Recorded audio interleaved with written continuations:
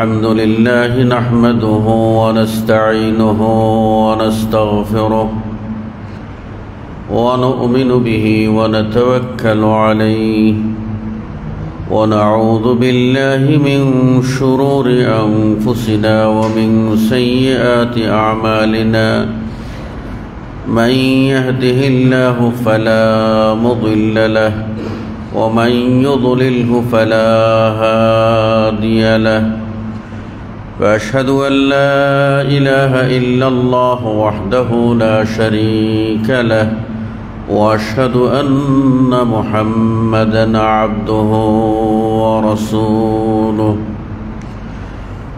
الذي أرسل إلى الناس كافة بشيرا ونذيرا وداعيا إلى الله بإذنه وسراجا منيرا أما بعد فإن خير الحديث كتاب الله وخير الهدي هدي محمد صلى الله عليه وسلم وشر الأمور محدثاتها وكل محدثة بدعة وكل بدعة ضلالة وكل ضلالة في النار فقد قال الله تبارك وتعالى في كلامه المجيد بعد أعوذ بالله ইতিমধ্যেই ফিলিস্তিনে ধ্বংসস্তূপে রূপান্তরিত করেছে ইহুদিরা, যারা যুগ যুগ ধরে সাথে সাথে মুসলিমদেরকে সলাত অবস্থায়, নামাজ অবস্থায় অথবা নামাজ থেকে বের হলেই তাদেরকে নির্দয়ভাবে, নিষ্ঠুরভাবে মেরে অমানবিক নির্যাতন করছে। মায়ের কোল থেকে শিশুকে কেড়ে নিয়ে তাকে ফেলে দিচ্ছে, আবার সন্তানের সামনে বৃদ্ধ পিতাকে নির্দয় ও নিষ্ঠুরভাবে পিটুনির পর পিটুনি দিয়ে একেবারে জমিনে ধরাশায়ী করে ফেলছে। এইরকম বিপর্যয় যখন ব্যাপক আকার ধারণ করেছে, তার মধ্যে আমরা শান্তিপ্রিয় বাংলাদেশি মুসলিম আমাদের 1000 মুসলিম পরিবারের মাঝে 2-4টি সনাতন ধর্মী তারা যদি থাকে, তাহলে তারা 1000 মুসলিম পরিবারের সহায়তা পাচ্ছে, নির্বিঘ্নে তাদের ধর্মকর্ম করার সুযোগ পাচ্ছে। কেউ সেখানে কোনো প্রকার ক্ষতি তো দূরের কথা, কল্পনাও করেনি। বলা যায় আমাদের দেশে সনাতন ধর্মীরা মাতৃকুলে বসবাস করছে। রাজনৈতিক স্বার্থ সিদ্ধির জন্য কোনো গোষ্ঠী পরিকল্পিতভাবে কোনো সম্প্রদায়ের প্রতি, সংখ্যালঘুর প্রতি সামান্য আক্রমণ দেখিয়ে পুরো বিশ্বের বিবেকটাকে তাদের দিকে টানার জন্য চেষ্টা এবং রাজনৈতিক ফায়দা লাভের প্রয়াসে বাংলাদেশে কিছু কিঞ্চিত ঘটনা ঘটতে পারে। কিন্তু এ যে প্রতিবেশী হিসাবে মুসলিমরা অমুসলিমের উপরে কোনো রকম খড়গহস্ত হয়েছেন, তার দৃষ্টান্ত খুঁজে পাওয়া যাবে না। এইরকম একটি দেশ যার শতকরা 90 ঊর্ধ্ব মানুষ মুসলিম,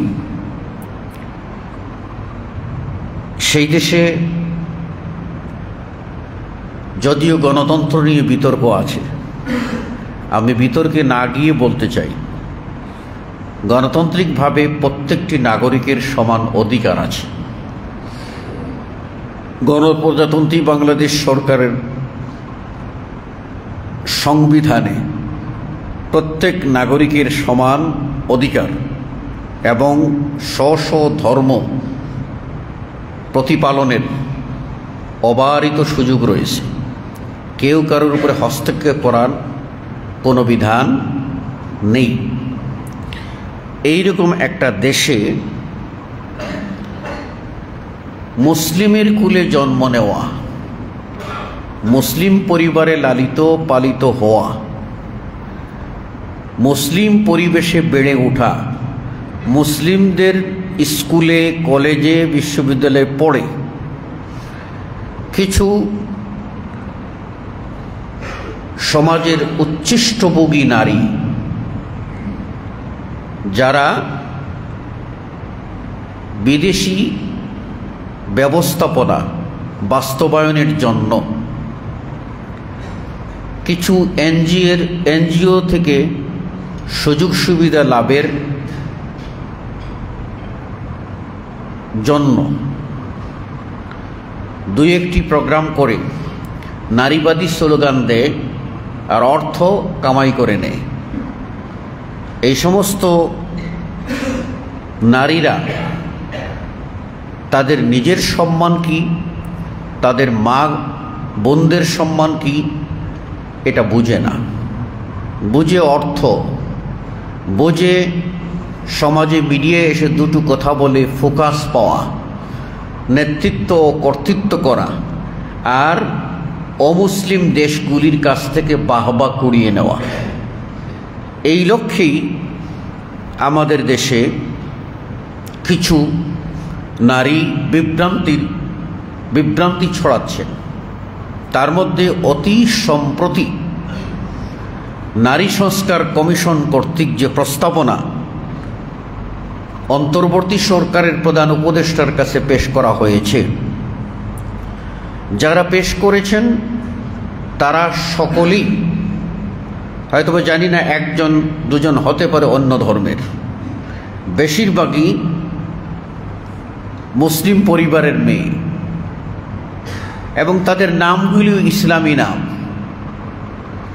ওই সমস্ত মহিলারা বসে নারী অধিকারের নামে যে প্রস্তাবনাগুলি দিয়েছেন, সেই প্রস্তাবনার মধ্যে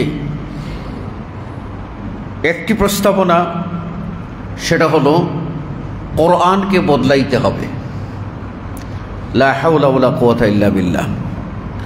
সরাসরি এ কথা বলছেন না,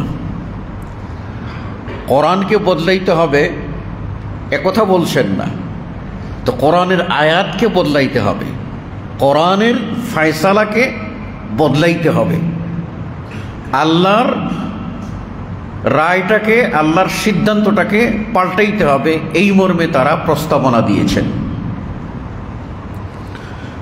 সেটা হলো সম্পত্তিতে, পিতার সম্পত্তিতে নারীরা মানে মেয়েরা সমান অধিকার পাবে, এই দাবি তারা করেছেন।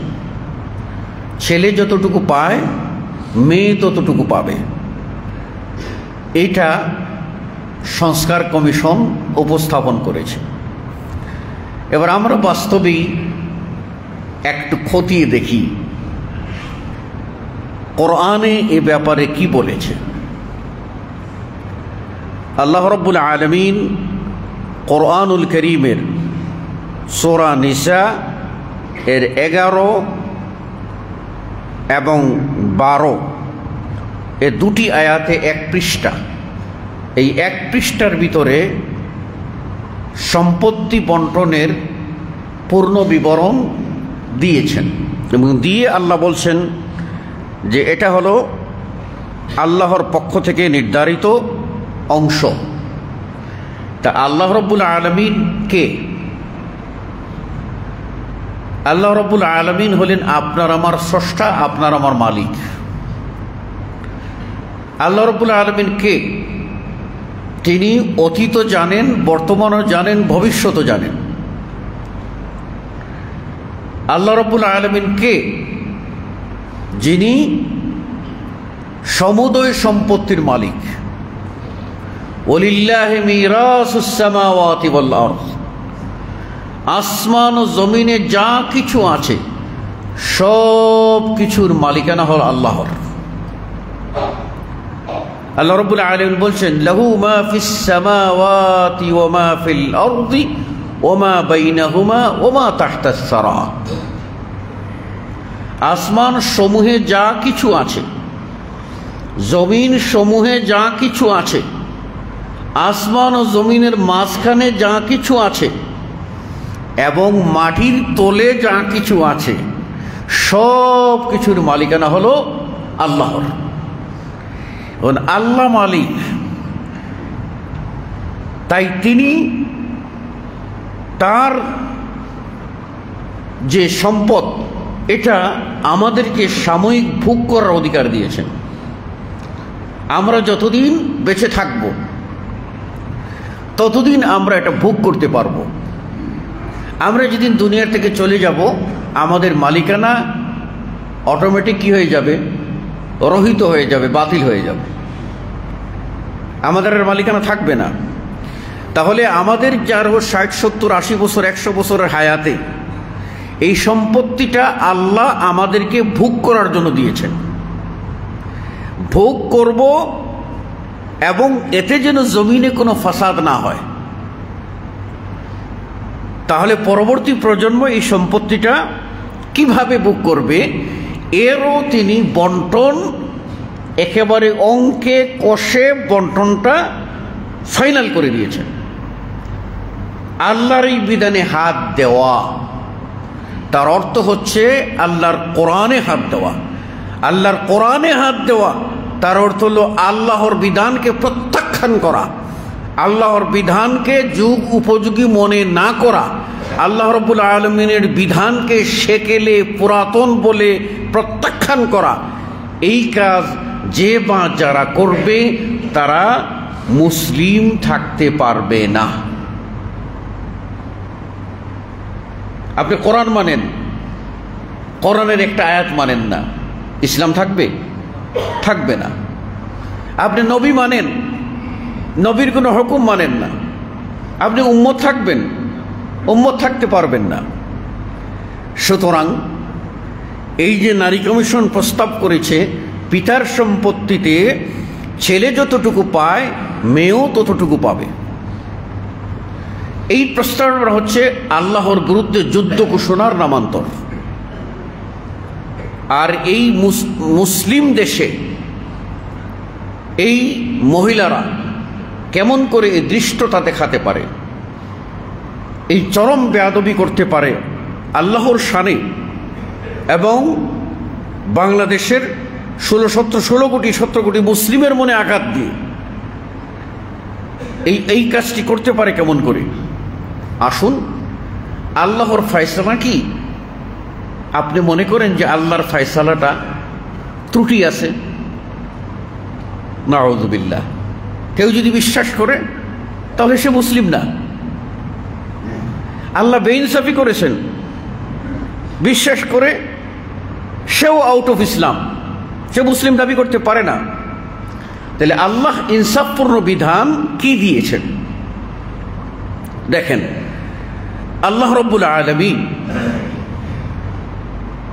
পিতার সম্পত্তিতে পুত্র ও কন্যার অংশ নির্ধারণ করে দিয়েছেন। ইসলামের আগে ছিল জাহিলিয়াত, বর্বরতার যুগ। তার আগে ছিল ইহুদি যুগ। ইহুদিরা নারীদেরকে সামাজিক মূল্য দিত না, কেনা বেচা করত। হাটে যেরকম গরু ছাগল কিনে প্রয়োজনে বেচে দিত।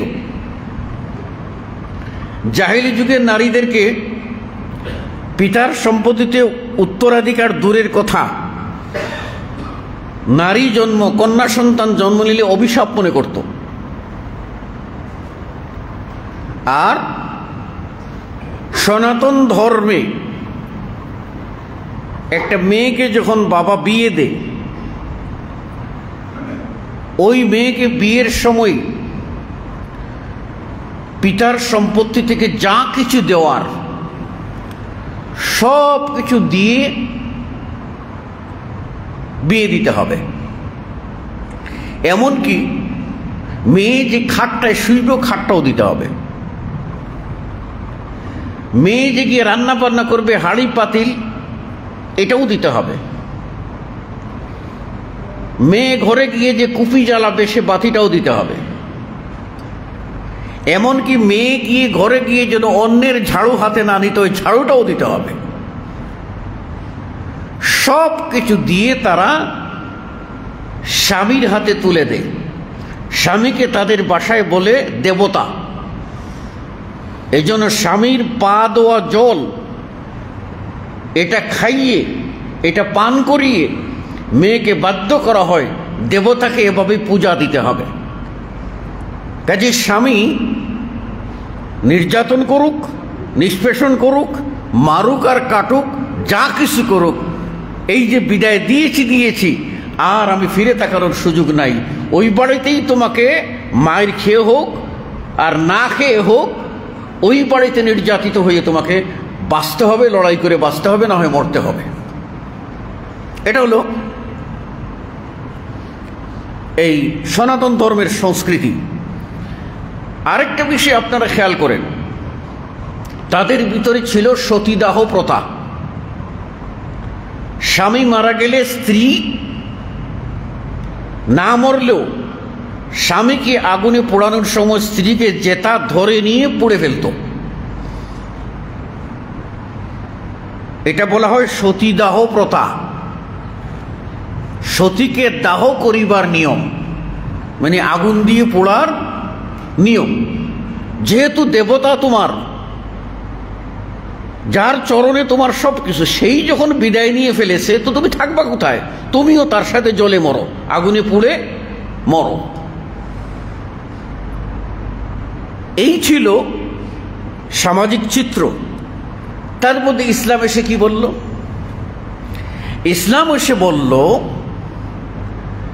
নারীদেরকে বিয়ে করতে গেলে পুরুষকে কি করতে হবে? নারীকে একটা মহারণা দিতে হবে। এই মহারণা দেওয়া ভালো করে বুঝে নেন, সম্মান দিয়ে, সম্পদ দিয়ে নারীকে সসম্মানে তুলে আনা। যখন থেকে তুলে আনবে ওই নারীর ওরিজকুহুন্না ও কিসকুহুন্না, তাদের রিজেক এবং তাদের পোশাক পরিচ্ছদ চিকিৎসা সব কিছুই ওই পুরুষের উপরে বর্তায়। সব কিছুই তাকে বহন করতে হবে। তাহলে এই ক্ষেত্রে ইসলাম নারীকে আনার জন্য মহারণার ব্যবস্থা করেছে। সাথে সাথে পুরুষের উপরে নারীর পুরো জিম্মাদারি দিয়ে দিয়েছে। ওই নারীটা বিবাহের আগ পর্যন্ত মা বাবার কোলে আদরের কন্যা, তার ভরণ পোষণ লেখাপড়া সব কিছুই মা বাবার দায়িত্ব। বিয়ে যখন হলো তখন স্বামীর দায়িত্ব। আর পরবর্তী যুগে যখন সে মা হয়ে গেল, সন্তান সংসার পরিচালনার দায়িত্ব নিল, তখন ওই মায়ের দায়িত্ব সন্তানের উপরে। তাহলে ইসলাম নারীকে কতটুকু সম্মান দিল? কতটুকু সম্মান দিল? এক কন্যা হিসাবে বিনা খরচে, মানে বাপের খরচে পড়াশোনা, খাওয়া দাওয়া, চিকিৎসা, পোশাক। এরপরে ধাপে এসে স্বামীর করেছে খাওয়া দাওয়া, চিকিৎসা, পোশাক, বাড়িঘর। এরপরে এসে আবার ছেলে তার খরচে খাওয়া দাওয়া, চিকিৎসা, বাড়িঘর। তাহলে মেয়েদের কোনো খরচ আছে? মেয়েদের কোনো খরচ আইনগত, মানে জরুরি কোনো খরচ নাই। তারপরে ইসলাম বলছে যে মেয়েকে তুমি মহারণা দিয়ে আনো, মহারণা দিয়ে নিয়ে আসো। এটা গেল, এতে বোঝা গেল নারীরা সম্পূর্ণ আদরের দুলালিনী হিসাবে তারা সম্মানিত হবেন এবং তারা নিজেরা ইসলামী আইনে অধিকার প্রাপ্ত হয়ে বাপের কাছ থেকে অধিকার নেবেন, স্বামীর কাছ থেকে অধিকার নেবেন, সন্তানের কাছ থেকে অধিকার নেবেন, তাদের কোনো খরচ নেই। এবার আসেন পিতার সম্পত্তিতে। ইসলামে প্রথম ওয়ারিশ বানিয়েছে কাকে জানেন? ইসলামে প্রথম ওয়ারিশ বানিয়েছে কন্যাকে। মেয়েকে প্রথম ওয়ারিশ বানিয়েছে। মেয়ের অংশ নির্ধারণ না করা পর্যন্ত ছেলের অংশ বাইর করা যাবে না। গণিতের সূত্র আছে, সেই সূত্র যাকে ইংরেজিতে আর্যা বলে, তো ওই আর্যা বা সূত্রে না গেলে অঙ্কের রেজাল্ট মিলবে না। ঠিক সম্পত্তি বন্টনের সময়ে কন্যার অংশ আগে নির্ধারণ ব্যতীত ছেলের অংশ নির্ধারণ করা সম্ভব না। আল্লাহ রাব্বুল আলামিন বলছেন, ইউসিকুমুল্লাহু ফি আওলাদিকুম, তোমাদের সন্তানদের ব্যাপারে আল্লাহ ওসিয়ত করছেন, লিযযাকারি মিসলু হাযযিল উনসায়াইন, একজন পুরুষ সন্তান পাবে নারী সন্তানের দ্বিগুণ। নারী সন্তানের দ্বিগুণ, এখানেই তাদের খটকা। ছেলে যদি 1 বিঘা পায়, মেয়ে আধা বিঘা পাবে। এখানেই তো অর্ধেক কমে গেল না? এখানে তো আল্লাহ বেইনসাফি করেছেন, নাউযুবিল্লাহি মিন যালিক। আচ্ছা, এখানে আপনারা একটু সূক্ষ্মভাবে চিন্তা করেন। আমি আজকে দলিলা দিলে কম দিয়ে বোঝানোর কথা বলবো। এই আধা বিঘা সম্পত্তি মেয়ে পাবে, ছেলে পাবে কতটুকু? 1 বিঘা, মানে ডাবল। মেয়ে আধা বিঘা সম্পত্তি তার 16 আনা বিক্রি করতে পারে, নিয়ে যেতে পারে, 1 সুতাও রেখে যাবে না, নিয়ে যাবে। তাহলে তার আধা বিঘা 16 আনা নিয়ে নিল। ছেলের যে আধা বিঘা যোগ আধা বিঘা 1 বিঘা, এই আধা বিঘার ভিতরে, প্রথম আধা বিঘার ভিতরে ছেলে তার পরিবার পরিজন নিয়ে থাকবে, আর আরেক আধা বিঘার ভিতরে মা বাবা বোন বাগনি যত আছে সবার লালন পালন করবে। এটা মেয়ে করে? মেয়ে মা বাবার লালন পালন করে? বোনেরা আসলে মেয়ে গিয়ে খাওয়ায়? কার বাড়িতে খায়? ভাইয়ের বাড়িতে খায়। তাহলে ভাই কি করে? বোনদের ঠাই, ভাই হলো বোনদের ঠাই। মা বাবার এখানে লালন পালন ভরণ পোষণ সন্তানের উপরে ফরজ। কোন সন্তান? ছেলে সন্তানের উপরে। আপনি তো আপনার অর্ধেক নিয়ে গেলেন, আধা বিঘা পাইলেন, পুরোটা নিয়ে গেলেন গা। কিন্তু ভাই যে 1 বিঘা পাইল, এই 1 বিঘারে তার পরিবার, এর ভিতরে ওই ছেলে তার বউকে দেখবে, তার সন্তানকে দেখবে, এবং বউয়ের মাকেও কখনো দেখবে শাশুড়ি, বউয়ের বাবাকেও দেখবে শ্বশুর, শালাকেও দেখবে বউয়ের ভাই, সুমন্দিকেও দেখবে বউয়ের বড় ভাই, বউয়ের বোন এদেরকেও দেখবে, বউয়ের বোনের বাচ্চা এদেরকেও দেখতে হয়। কতটা হিসাব করেন? বাড়িতে আসলো খালু যদি খবর না নেয়, তাহলে কিসের খালু? তাহলে সবটা তার উপরে চাপিয়ে দিলেন এক পক্ষে। এবার মায়ের খোরাকি, বাবার খোরাকি, মায়ের ঘর বাবার ঘর, মায়ের চিকিৎসা বাবার চিকিৎসা, 5 বোন 7 বোন সবাই জট বেঁধে দোল বেঁধে আসবে। একটা খাসি লাগবে, ওইটা ছেলেই তার পকেট থেকে আনতে হবে। 10 কেজি 20 কেজি গরুর গোশত লাগবে, ওইটা কে আনবে? ছেলেই আনবে। তাহলে সব খরচের জিম্মাদারি যার উপরে। আল্লাহ রাব্বুল আলামিন ওই জিম্মাদারি দিয়েছেন বলে তাকে ডবল দিয়েছেন। আল্লাহ বেইনসাফি করেছেন? আল্লাহ তো বেইনসাফি করেন নাই। এবার দেখেন, যদি সন্তান ছেলে সন্তান না থাকে, তাহলে আল্লাহ রাব্বুল আলামিন বলছেন, ফাইন কানাত ওয়াহিদাতান ফালাহা নিসফ, একটা কন্যা, একটা মেয়ে সন্তান আছে, বাপের পুরুষ সম্পত্তির অর্ধেক সম্পত্তি মেয়ে পেয়ে যাবে। অর্ধেক, 100 বিঘা জমি সে 50 বিঘা পেয়ে যাবে। তাহলে ইসলাম এখানে ঠকিয়েছে? এখানে দায়িত্ব নেওয়ার কেউ নাই, এজন্য ইসলাম মেয়েকেই দায়িত্ব দিয়ে দিয়েছে। বুঝতে হবে ক্ষেত্র বিশেষে দায়িত্ব, ইনসাফ কেমন আল্লাহ করেছেন সেটা বুঝতে হবে না। এরপরে যদি 2 জন বা 3 জন বোন হয় তাহলে 3 ভাগের 2 ভাগ, 3 ভাগের 2 ভাগ, 300 বিঘা আছে, 200 বিঘা মেয়েরা নিয়ে নেবে। চিন্তা করছেন ইসলামের বন্টনটা? এরপর এই মহিলাকে আর পুরুষকে এখানে দিলেন কি, নারী যা পাবে পুরুষ তার দ্বিগুণ পাবে। আবার আরেক জায়গায় গিয়ে এই পুরুষ বৃদ্ধ হয়ে গেল, এই মহিলা বৃদ্ধা হয়ে গেল, তখন তারা কি পাবে? তাদের ছেলের সম্পত্তিতে আল্লাহ বলছেন কি দিবা? 6 ভাগের 1 ভাগ। বাপও 6 ভাগের 1 ভাগ পাবে, মাও 6 ভাগের 1 ভাগ পাবে। তাহলে দেখেন এখানে কি আল্লাহ রাব্বুল আলামিন ইনসাফটা কিভাবে করেছেন।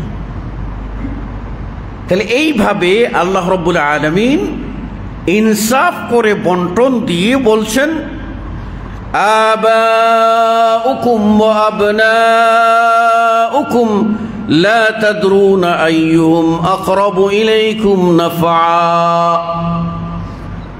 তোমাদের বাপ দাদারা, তোমাদের ছেলে, ছেলের ঘরের ছেলে, এরা তোমরা জানো না আইয়ুহুম আকরাবু ইলাইকুম নাফআ, তাদের মধ্যে কে তোমাদের উপকারে আসবে, কে তোমাদের উপকারে আসবে তোমরা জানো না। দেখা যাচ্ছে আল্লাহ রাব্বুল আলামিন ইসলামের বিধান রেখেছেন, যার কন্যা সন্তান তার এখানে ঠাঁই নাই, সেজন্য বলছে যে ফরজ অংশ বাদ দিয়ে সম্পত্তি একজন হলে অর্ধেক পাবে, বাকি অর্ধেকটা মেয়ের চাচা পেয়ে যাবে। চাচা পাবে কেন? তোমার তো বিয়ে হয়ে যাবে, তুমি চলে যাবে, এই লোকটা যে বাড়িতে থাকবে তাকে কে দেখবে?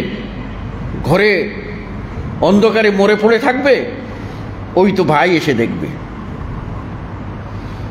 এক ভাই দেখে না আরেক ভাই দেখবে, ওই ভাই দেখে না আরেক ভাই দেখবে, ওরাও দেখে না, দাও আপন ভাই নাই কেউ। আল্লাহ বলছেন তাহলে স্বাস্থ্য ভাইদের কাছে যাও।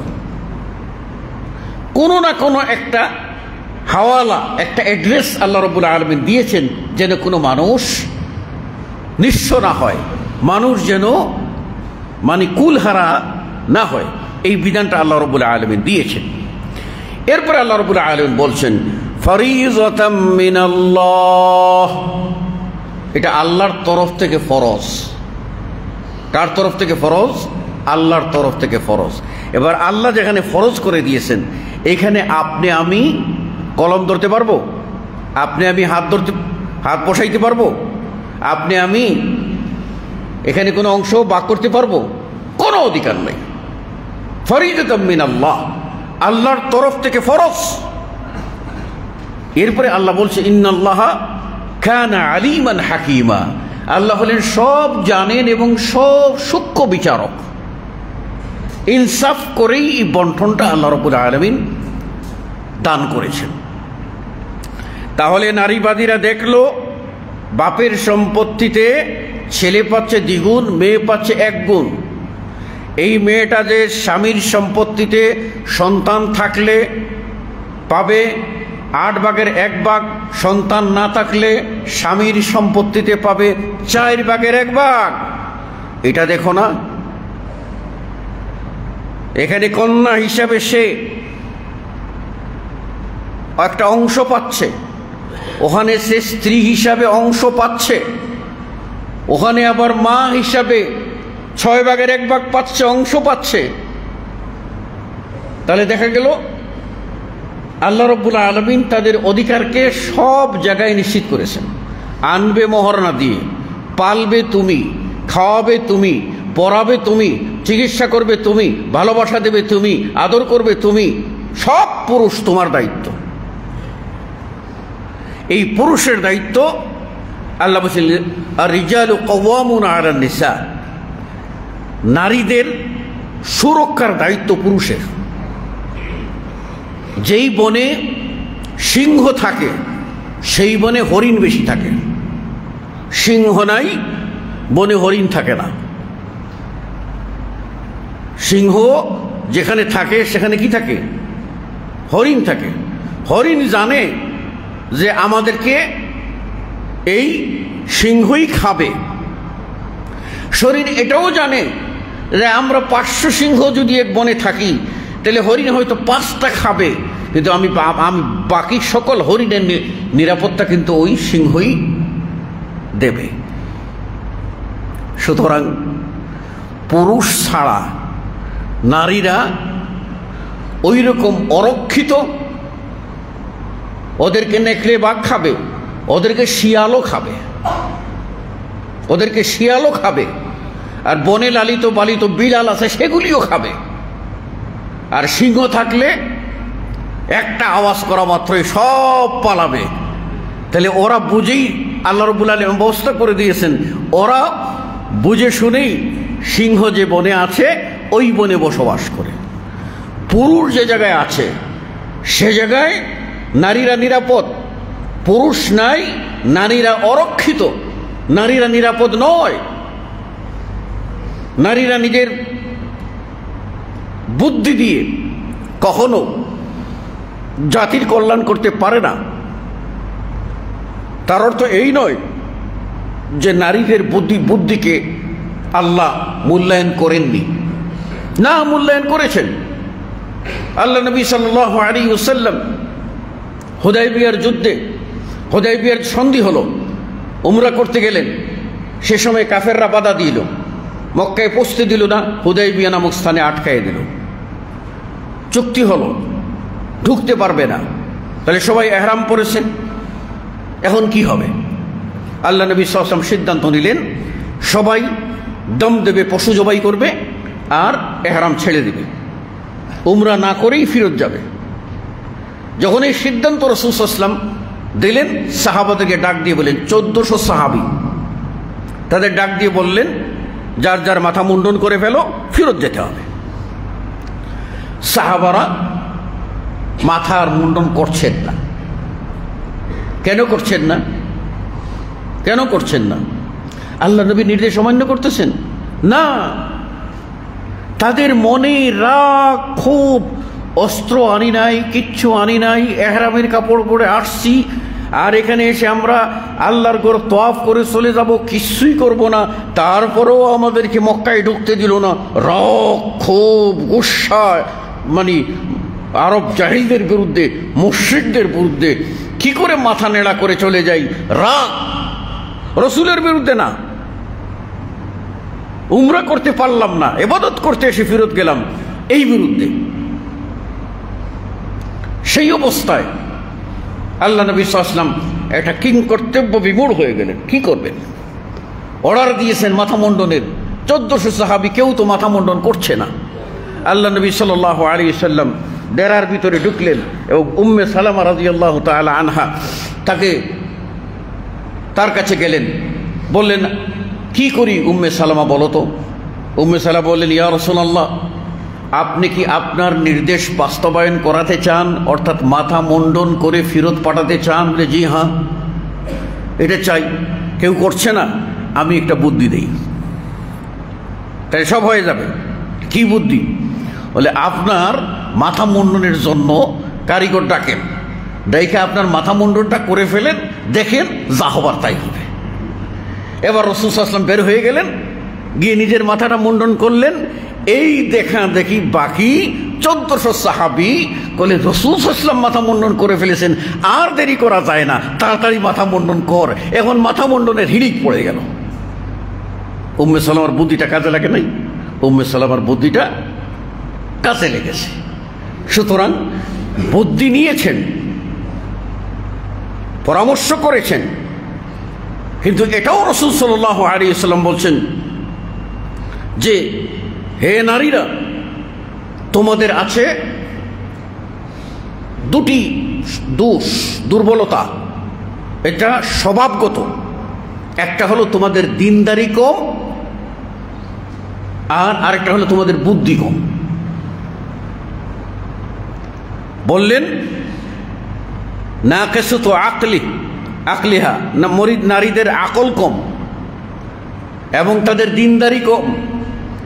তখন এক মহিলা বলি, ইয়া রাসূলুল্লাহ, আমাদের আকল কম কেমন হইলো আর দিনদারি কম কেমন হইলো? আল্লাহ নবী বললেন, আচ্ছা শোনো তো, তোমাদের কারো যখন মাসিক পিরিয়ড হয় তখন তোমরা কি নামাজ পড়ো নাকি? নামাজ পড়ো নাকি? ওই সময় তো পুরুষরা নামাজ পড়ে, তাইলে তোমাদের একটু কম হইল না? তোমাদের একটু কম হইল না? ওই সময় তোমরা রোজা রাখতে পারো, রাখো না, ভেঙে ফেলো, পুরুষরা রাখে, তাহলে একটু কম হইল না? সুন্দর করে বুঝাই দিলেন।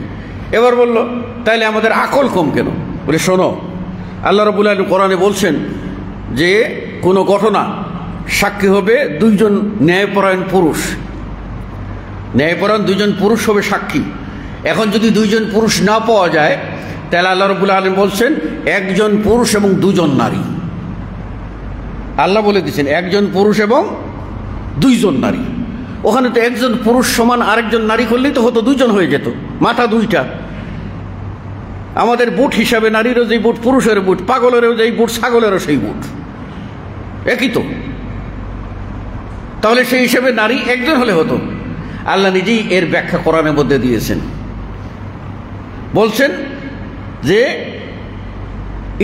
ইন তাযিল্লা ইহদাহু, তাদের একজন যদি ভুলে যায়, ফাতুযাক্কিরুল আখার, দ্বিতীয়জন স্মরণ করিয়ে দেবে। তাহলে বোঝা গেল পুরুষের স্মরণ শক্তি বেশি, আর তার অর্ধেক স্মরণ শক্তি হলো নারীদের। নারীরা ভুলে যেতে পারে। এই দেখেন না, নিয়মিত রান্না বান্না ঠিকই করে, হঠাৎ একদিন লবণ দেয় নাই অথবা বেশি দিয়ে ফেলেছে, ঘরের ভিতরে মারামারি, এত ভালো তাজা গোস্ত আনলাম আর একেবারে কি করলা, একেবারে মাটি করে দিলাম, ভুলে গেছে। এই ভুলে যায় বলেই ইসলাম বলে দিয়েছে কি করো, কোরআন বলে দিয়েছে যে নারী হবে, দুজন নারী হবে একজন পুরুষের সমান। অর্থ হলো একজন নারী যদি ভুলে যায়, তাহলে দ্বিতীয় নারী স্মরণ করিয়ে দেবে, দুইজনে মিলে একজন পুরুষের সমান কাজ করবে। আল্লাহ রাসূল সাল্লাল্লাহু আলাইহি ওয়াসাল্লাম বলছেন, সহিহ মুসলিমের হাদিস, লা ইউফলিহা কওমুন ওয়াল্লা আমরাহুম ইমরা, কোনদিনও ওই জাতি সফলকাম হবে না, ফালাহ, সফলতা পাবে না, যাদের নেতা হবে নারী। তাহলে বোঝা গেল কি, একমাত্র বিলকিস রানী ছিলেন, বিলকিস রানী ছিলেন, ওরা সূর্যের পূজা করত। এই বিলকিস রানীকে ডাকিয়ে নিলেন এবং সুলাইমান আলাইহিস সালামের সাথে বিয়ে হয়ে গেল। শেষ। ইসলাম এটা সমর্থন করে না। যুগ যুগ ধরে যত নবী ও রসুল এসেছেন সকলেই পুরুষ ছিলেন, সকলেই পুরুষ ছিলেন, কোনো নারী নবী হয়ে আসেন নাই। তো মৌলিক অর্থ আমাদের বুঝতে হবে। কাজেই মা বোনেরা যারা রাস্তায় নামার চেষ্টা করছেন, তারা নিজেদের বিষয়টা বোঝেন না। সেদিন একটা জিনিস দেখলাম যে এক মহিলা ওয়েস্টার্ন কান্ট্রি ড্রেস পরে বাইরে গিয়ে রিক্সাওয়ালাকে বলতেছে যে আমাকে অমুক জায়গায় নিয়ে যাও। রিক্সাওয়ালা বলছে আমি নেব না, আমি নেব না। নেবা না কেন? আপনি যে ড্রেস পরেছেন এই ড্রেস আমার পছন্দ হয় নাই। বলে তুমি আমার ড্রেস নিয়ে কথা বলবে কেন? বলে আমি তো কথা বলতে চাইনি, আমি নেব না বলছি। আপনি কথা বাড়াচ্ছেন কেন? আপনি বাড়ানোর কারণেই ওটা বলছি। বলে আমি আমার ইচ্ছা মতো ড্রেস পরতে পারি, এটা আমার স্বাধীনতা। ছেলে বলতো, রিক্সাওয়ালা বলতেছে আমারও স্বাধীনতা, আমার রিক্সায় কারে উঠাবো কারে উঠাবো না। চিন্তা করছেন? তো এখানেও শিক্ষার বিষয় আছে। তাহলে আমাদের সমাজের এই যে সংস্কৃতি, সংস্কৃতির আবহে আমাদেরকে চলতে হবে। এর বাহিরে যাওয়া হলো সমাজের মধ্যে ফাসাদ সৃষ্টি করা। আচ্ছা, দ্বিতীয় পয়েন্টে দুটো কথা না বলেই পারছি না, সেটা হলো এই যে তাদের দ্বিতীয় প্রস্তাবনায় আছে নারীদের দেহ ব্যবসাকে বৈধতা দিতে হবে, এবং তাদের এইটাকে পতিতাবৃত্তি বলা যাবে না, তাদেরকে বলা হবে মানে যৌনকর্মী, তাদেরকে শ্রমিকের মর্যাদা দিতে হবে। তারা দেহ বিক্রি করে শ্রমের মর্যাদা পাইয়া, শ্রমিকের মর্যাদা পাইয়া তারা কি করবে? বাহাদুরি করবে। এটা কোনো সভ্য সমাজ মেনে নিতে পারে? 8-10টা নারী বসে বসে বসে বসে এই স্বাধীনতাটা করলো, এই প্রস্তাবনাগুলি তৈরি করলো, তৈরি করে বাংলাদেশের এই 18 কোটির ভিতরে 16 কোটি মুসলিমের মাথার উপরে এটা চাপিয়ে দেওয়ার জন্য নীলনকশা করতেছে। তাহলে আজকে নারী বলবে আমি আমার স্বাধীন মতো আমার দেহ যাকে ইচ্ছা তাকেই বিলাবো, কালকে পুরুষ বলবে আমি আমার স্বাধীন মতো আমি আমার যেখানে যাই সেখানেই যাব, তুমি আমার ধরার কে? তাহলে কেন কেন এখানে প্রস্তাব করা হয়েছে নারী যদি, স্ত্রী যদি না চায় আর স্বামী যদি জোর করে তাহলে সেটা ধর্ষণের সমান হবে। লা হাওলা ওয়ালা কুওয়াতা ইল্লা বিল্লাহ। এটা বলে ধর্ষণ হবে? তাহলে এটা যদি বলি যে স্বামী যদি না চায়, ঘুমাইতে চায়, আরাম করতে চায়, আর স্ত্রীকে যদি খুশাখুশি করে, তাহলে ওটাও তো দর্শন বললো না কা? ওটাও দর্শন বলো। একটা বিয়ে করাইতে সময় মহারানার যেমন 10 লাখ টাকা, 20 লাখ টাকা, 50 লাখ টাকা মহারানা দাও, মহারানা নির্ধারণ করো, ওটাও বলো যে পুরুষকেও দিতে হবে 10 লাখ 20 লাখ টাকা, এক সমান সমান সমান। খালি আল্লাহর ওই জায়গায় দেখলা যে ওখানে আল্লাহ নারীকে মানে একটা অংশ দিছে, তার ডবল দিছে পুরুষকে, আর সার্বিক দিক বিচার করে দেখলে না, এটা তো সম্পূর্ণ বেইনসাফি। সুতরাং বাংলার জমিনে জিনার বাজারকে গরম করার জন্য, পতিতালয়কে বৈধতা দেওয়ার জন্য, যুব সমাজের চরিত্রকে ধ্বংস করার জন্য, পরিবারকে ভেঙ্গে তছনছ করে দেওয়ার জন্য, পরিবারের পবিত্র বন্ধনকে ছিন্ন বিচ্ছিন্ন করার জন্য, স্বামীর অধিকারকে ক্ষুণ্ণ করার জন্য বিধর্মীদের নীল নকশা অনুযায়ী যে সংস্কার প্রস্তাব করা হয়েছে, এই সংস্কার আমরা ঘৃণা ভরে প্রত্যাখ্যান করি এবং আমরা বলি জনগণের ম্যান্ডেট নিয়ে অ্যাক্টিং গভর্নমেন্ট অথবা ইন্টেরিয়র গভর্নমেন্ট আপনাদের উচিত হবে জনগণের পালস বোঝা এবং কোরআন বিরোধী এই আইনটা যারা করেছে তাদেরকে তাৎক্ষণিকভাবে কমিশন বাতিল করা এবং পুনরায় মানুষের ম্যান্ডেট যেটা জনগণের সে দাবি অনুযায়ী একটা কমিশন গঠন করে সুন্দর করে নারীদের সুরক্ষার জন্য যে ব্যবস্থাপনাগুলি ইসলাম দিয়েছে সেই আলোকে একটি নারী কমিশন গঠন করে নারীদের কল্যাণে সুপারিশ করা। এটা যদি করেন তবেই মুক্তি, না হলে কিন্তু ধ্বংস অনিবার্য। যুগে যুগে যারাই আল্লাহর কোরআনের বিরুদ্ধে হাত দিয়েছে তারা কেউ টিকতে পারে নাই। আল্লাহ রাব্বুল আলামিন আমাদেরকে সত্য বুঝার তৌফিক দান করুন, আমিন। আকুলু কওলি হাযা আস্তাগফিরুল্লাহ লি ওয়া লাকুম ওয়া লিসাইরিল মুসলিমিন। বারাকাল্লাহু লানা ওয়া লাকুম ফিল কুরআনিল আযীম ওয়া নাফা'নি ওয়া ইয়্যাকুম বিল আয়াতি ওয়া যিকরিল হাকীম। ইন্নাহু তাআলা জাওয়াদুন কারীম মালিকুম আর রাউফুর রহিম ফাস্তাগফিরুহু মিন কুল্লি যামবিন ইন্নাহু হুয়াল গফুরুর রহিম।